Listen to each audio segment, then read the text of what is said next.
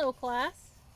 Today we're going to share an adventure with an old friend, Winnie the Pooh, and all his other woodland friends, Piglet, Owl, you know them all. Today the story is particularly about Piglet, and it's called In Which Piglet is Entirely Surrounded by Water. There's Piglet in his home and the water is rising. Let's see what happens. It rained and it rained and it rained. Piglet told himself that never in all of his life, and he was goodness knows how old, 3, was it 4? Never had he seen so much rain. Days and days and days. If only, he thought, as he looked out the window, I had been in Pooh's house, or Christopher Robin's house, or Rabbit's house when it began to rain. Then I should have had company all this time instead of being here all alone, with nothing to do except wonder when will it stop. And he imagined himself with Pooh saying, "Did you ever see such rain, Pooh?" And Pooh saying, "Isn't it awful, Piglet?" And Piglet saying, "I wonder how it is over Christopher Robin's way." And Pooh saying, "I should think poor old Rabbit is about flooded out by this time." It would have been jolly to talk like this, and really, it wasn't much good having anything exciting like floods if you couldn't share them with somebody. For it was rather exciting. The little dry ditches in which Piglet had nosed about so often had become streams. The little streams across which he had splashed were rivers, and the river, between whose steep banks they had played so happily, had sprawled out of its own bed and was taking up so much room everywhere that Piglet was beginning to wonder whether it would be coming into his own bed soon. "It's a little anxious," he said to himself, "to be a very small animal entirely surrounded by water. Christopher Robin and Pooh could escape by climbing trees, and Kanga could escape by jumping, and Rabbit could escape by burrowing, and Owl could escape by flying, and Eeyore could escape by making a loud noise until rescued. And here I am, surrounded by water, and I can't do anything." It went on raining, and every day the water got a little higher, until now it was nearly up to Piglet's window, and still he hadn't done anything. But there's a picture of Piglet standing at his window looking out, and the water is rising. "There's Pooh," he thought to himself. "Pooh hasn't much brain, but he never comes to any harm. He does silly things and they turn out right. There's Owl. Owl hasn't exactly got brain, but he knows things. He would know the right thing to do when surrounded by water. There's Rabbit. He hasn't learned in books, but he can always think of a clever plan. There's Kanga. She isn't clever, Kanga isn't, but she would be so anxious about Roo that she would do a good thing to do without even thinking about it. And then there's Eeyore. And Eeyore is so miserable anyhow, he wouldn't mind about this. But I wonder what Christopher Robin would do." Then suddenly he remembered a story which Christopher Robin had told him about a man on a desert island who had written something in a bottle and thrown it into the sea. And Piglet thought that if he wrote something in a bottle and threw it into the water, perhaps somebody would come and rescue him. He left the window and began to search his house, all of it that wasn't under water.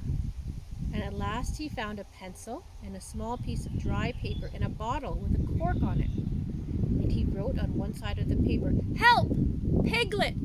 Me!" And on the other side, "It's me, Piglet! Help! Help!" There is a picture of Piglet leaning out his window, throwing the bottle with the message, and the water is rising. He put the paper in the bottle and he corked the bottle up as tightly as he could, and he leaned out his window as far as he could lean without falling. And he threw the bottle as far as he could throw. Splash! And in a little while it bubbled up and onto watched it floating slowly away in the distance until his eyes ached looking. And sometimes he thought it was the bottle, and sometimes he thought it was just a ripple on the water, he was following. And then suddenly he knew that he would never see it again, and that he had done all he could do to save himself. So now he thought, somebody else will have to do something, and I hope they will do it soon, because if they don't, I shall have to swim, which I can't. So I hope they do it soon. And then he gave a very long sigh and said, I wish Pooh were here. It's so much more friendly with two. When the rain began, Pooh was asleep. It rained, and it rained, and it rained, and it rained, and he slept, and he slept, and he slept. It had been a tiring day for Pooh. You remember how he discovered the North Pole? Well, he was so proud of this that he asked Christopher Robin if there was any other poles such as a bear of little brain might discover. There's a South Pole, said Christopher Robin, and I expect there's an East Pole and a West Pole, though people don't like talking about them. Now, we've studied the globe, and we know there's a North Pole at the top of the globe and a South Pole at the bottom. But is there an East Pole and a West Pole? We know that there isn't. But Christopher Robin and Pooh don't know this yet. Pooh was very excited when he heard this, and he suggested they should have an expedition to discover the East Pole. But Christopher Robin had thought of something else to do with Kanga. So Pooh went outside to discover the East Pole by himself. Whether he discovered it or not, I forget, but he was so tired when he got home that in the very middle of his supper, after he'd been eating for a little more than half an hour, he fell fast asleep in his chair, and he slept, and he slept, and he slept. Have you ever fallen asleep at the supper table after a long day? Suddenly, Pooh was dreaming. He was at the East Pole, and it was a very cold, full of sort of snow and ice all over him. He had found a beehive to sleep in, but there wasn't room for his legs. So there's a picture of Pooh sitting in his chair with a cloth over his head, dreaming about a beehive.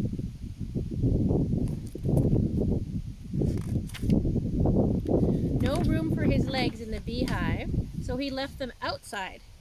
And wild woozles, such as inhabit the East Pole, came and nibbled all the fur off his legs to make nest for their young. Oh, it's a good thing it was only a dream.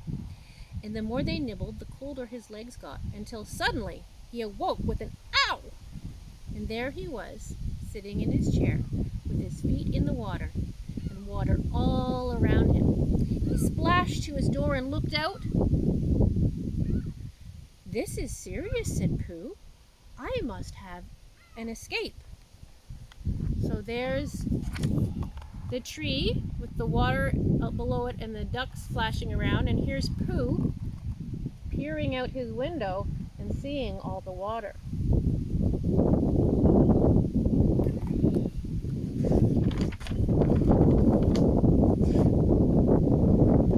So now Piglet is looking for an escape, and Pooh is looking for an escape. And I wonder what all their friends are doing. I think we'll stop there for today in this adventure. And when we come back to Circle Time, we'll read more from our story and find out just what happens to Piglet and his friends in the flood. Have a wonderful weekend. We'll meet again for Circle Time on Monday. Bye for now.